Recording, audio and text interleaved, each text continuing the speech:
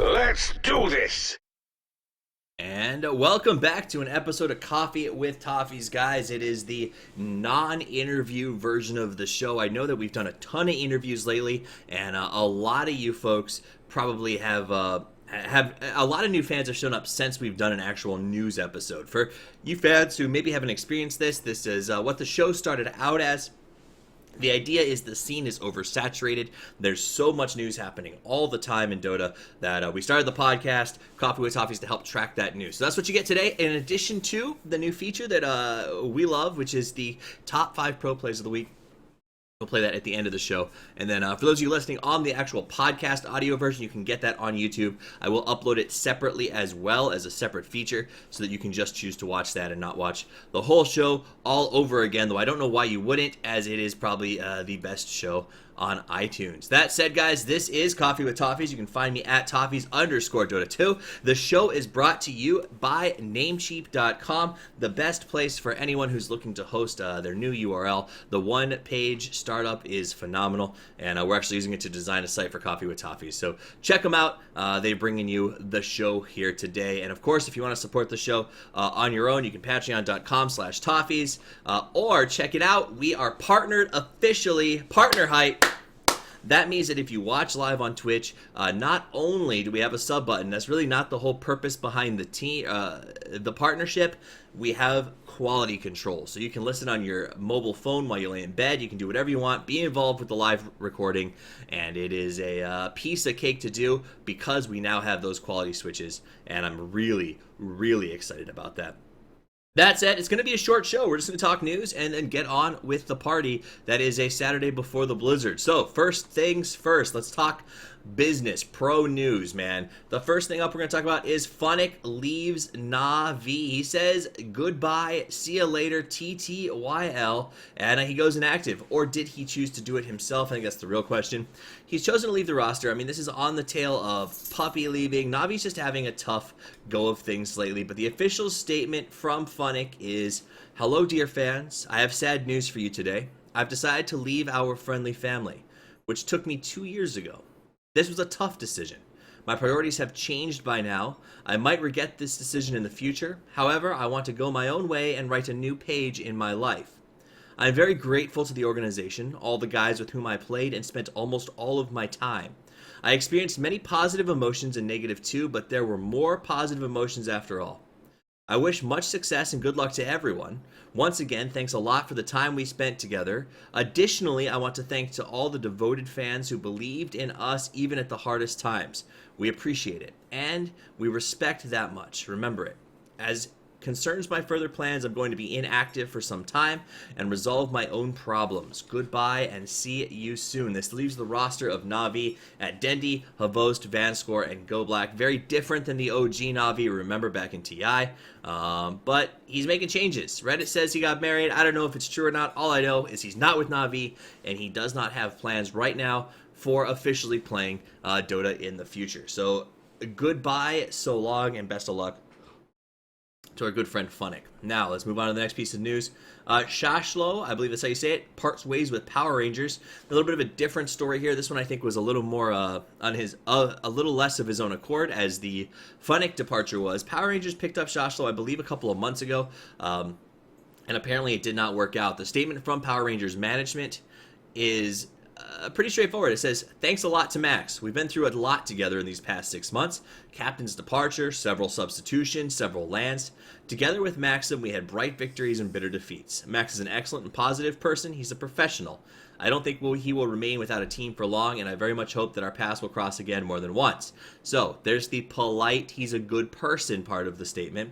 Surely everyone is wondering who will be the Power Rangers' new player. At this point, we can only say that they are looking at several, including the young ones, but we will not call their names. I think that we need about a month to make a decision and find a worthy replacement to Maxim.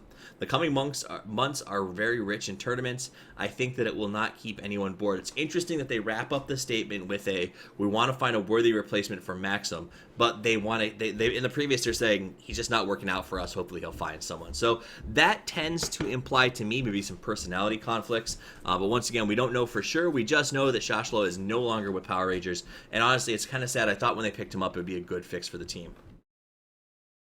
All right, next one up. This is the big one. This is the one that I think could come down to when we look at the Join Dota awards for next year. Biggest F up of the year could be this. We're talking VG Gaming and Black officially out, according to Ice Ice Ice. So keep in mind, VG has not made an official position statement, last I checked, on whether or not Black is actually leaving the team. However, in an AMA, Ice Ice Ice said Black is leaving for real.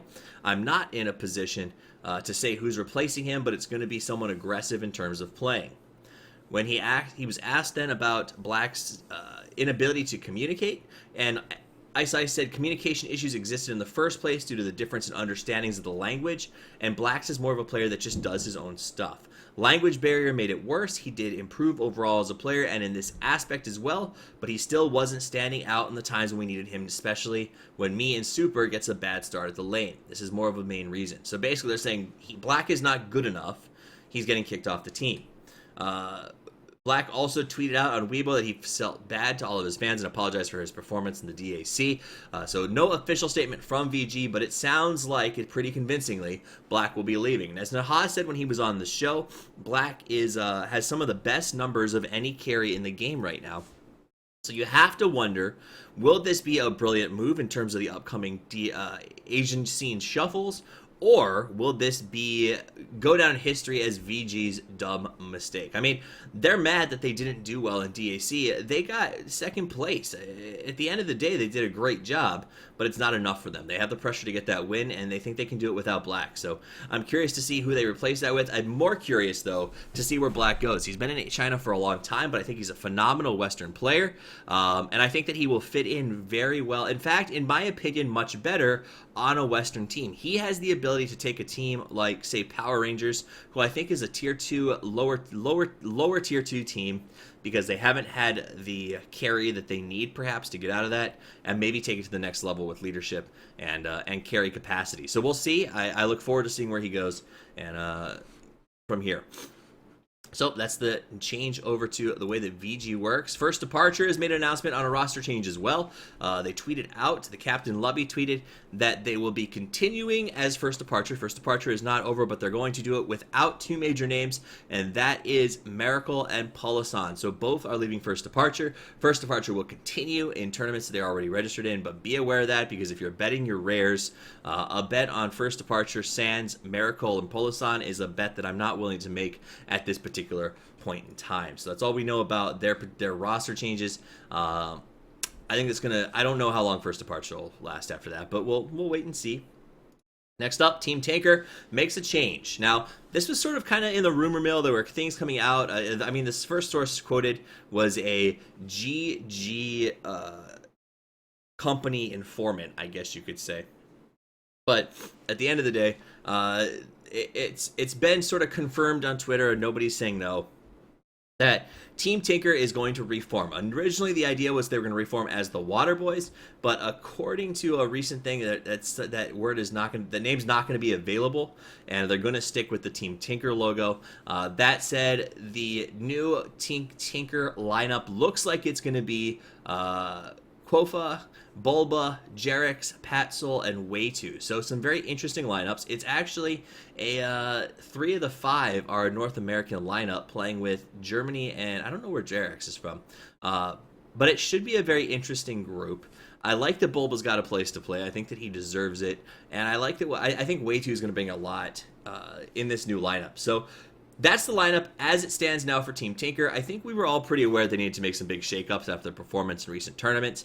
This may be it, but they will not be going as Water Boys. Last I heard, they will be sticking with the Team Tinker name, and I do believe that they will be sticking with the Good Game Agency. So we will. Okay, so just told by Twitch chat, Gurgit Boys said that Jerax is from Finland. So a nice multi-international team across the ocean. Should be interesting to watch them play, and we'll keep an eye on it. Now here's a new one that I thought was interesting. It's not that new. It's February 12th when the article came out. But Merlini has, I believe, confirmed on stream that he is interested in returning to competitive play. I think we all knew that when we talked about his trip down to Zephyr on the Zyori interview we did here on the show. I asked him about it. He said he could not comment, but when the signs point to yes, it's generally yes. So Merlini looks like he's coming back. That said, we don't know what the team looks like. A friend of mine, Turbo, did talk to Swindlemelons from Team Complexity, and he feels that the team could consist of Merlini, Fogged, TC, Clairvoyance, and Monib. Now, I don't know if that's true. It does seem fairly logical to me. I know that TC has been looking for some work and moving over to that offlane position. Fogged is obviously looking for something right now and knows them very well. So this seems logical. I know that maybe they've been playing together a little bit here and there. It's not confirmed.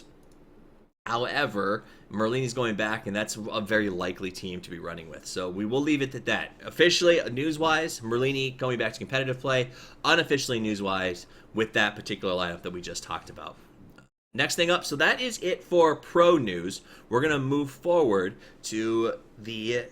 Sorry about that. We're going to move forward to the tournament news. The first thing to talk about right now is the eSportal Dota 2 League has announced their second grouping. This is the second invitational qualifier. So far, through the open qualifiers and the invitational qualifiers, Hellraisers, Empire, and My Insanity have qualified for the LAN finals next month. This is the second one. The invites for this tournament are going to be Virtus Pro, Ninjas in Pajamas, Meepwned, Team Tinker, Asus Polar, 4 Anchors, Vega, and Alliance. This is a pretty good group. It's going to give a chance for us to see the new Team Tinker, which I'm excited about. I feel a little bit bad they're going up against Meepwned right out of the gate because that should be a pretty good fight for Meepwned, to be honest. And the favorites, I think, going through this qualifier, Asus Polar is my pick. But I think that there's Ninjas in Pajamas could probably pull something out and make it look really good. So that is the eSportal tournament. Remember, that's the one with the multiple invitationals to get filled up for the LAN. It's the craziest format running right now. So that's eSportal. MLG Pro League updates. They're doing the European League right now. On Europe 1-1, Balkan Bears is 5-0. Going to the finals, so pretty phenomenal. Team Tinker is 5-1, so their new lineup's not doing too shabby. And then on the second grouping is Ninjas in Pajamas going to the finals at 9-1. They kicked butt and should be headed in to see Balkan Bears Corleone. So that's going to be where MLG's at right now. And then the last piece of pro news that we have for you is the ESL 1 qualifier details are announced. $150,000 tournament in June 20th, and it looks like it's going to be 3 direct invites, 5 through regional qualifiers, and then each regional individual open will have its own qualifier. So if you want to be that team that comes from the grassroots all the way to the top, you can sign up. The signups open next week, so check that out for the ESL Open. It could be a lot of fun. So that is it for pro and tournament news, guys. All that we have left is the top 5 plays of the week, and I'll go to that and we'll wrap out with it, so you'll see me cut the show after that. Remember, my name is Toffees, bringing you the action here. Best in interviews and esports news. You can follow me at Toffees_Dota2. The show today was brought to you by Namecheap.com. We're glad to have them on board here at the show, and make sure that you go to the patreon.com/Toffees and pitch in if you want, but hey, let's just be happy that we got the upgrades on the channel, new sub buttons, and new quality controls.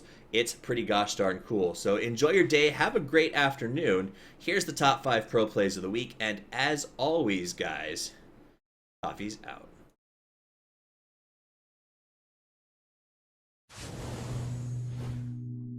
Welcome to the Coffee with Toffees top 5 pro plays. Our first clip is going to be Secret versus VG, where Fenrir decides the best way to stop your opponent smoking is with about 8,000 damage. This won't hurt a bit. Oh, Secret insta-smoke. They want to go ambush Vici at the Roche pit while these 2 heroes have TP'd out. Push out the top lane is Black. He's not with this team. They're going to need the Shadow Fiend for a 5v5 clash. And does he get here in time? Does he have BOTs? Roche begins to drop low. They get eyes on F-Boy. They get the blink hold him. Shackle shot not connect. Actually, it does. It catches both heroes. Oh no, Ravage coming through. It's a high ground death ward. Is it good enough though? He'll get clumped down soon. Fenrir slated to fall. They lose the Wisp. The Axe Jumpy as well. But Black stands strong. Holds the line. A 3 for 3. Tiny dead. It's a kaboom 4-4. Next up, Misery tells Hyper Glory team to just chill out. I think Bone 7's go-to build at this point is Orchid. Oh, mid lane, you get to hold your horses. Cinder and Fata gets initiated on by the amalgamation of HGT. A big Chain Frost comes down there, Roar as well. The Chain Frost is going to continue to bounce, and Bone 7 is there. He's going to finish off with these, and Air falls in the end. That is 4 dead for HGT, and all C9 loses is Fata, who was the one that got initiated on to begin with. Yeah, they killed Bristleback bottom at the same time with Lion and Juggernaut. That Chain Frost and Roar combination, that was a beautiful play. See, that's the one that should be in top plays right there. That was incredibly It won't be. I can guarantee you. Well, I guarantee you it is.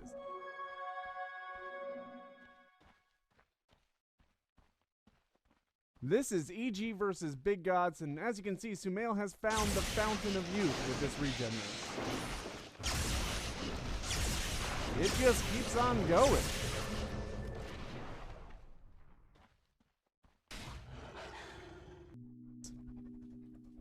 On Cloud9 vs Secret, EE spreads the love. It's gonna be used. They kill the Wisp to sound things off. Envy just cleaving over the Ancients, almost kills off the puck. One more cleave, he does it through the Ancients. What a play. He's got Aegis as well. He's not even worried about dying here. The Wolf is canceling his Blink Dagger, unfortunately, but he doesn't care.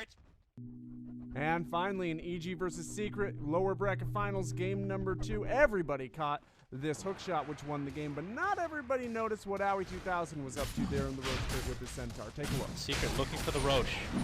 Meanwhile, top lane, PPD is going to be pushing. Wow, is Universe actually going to try this? Puppey getting initiated on by Brewmaster. There's the stun. He might get this kill very easily with the Thunderclap from the Aghanim Scepter.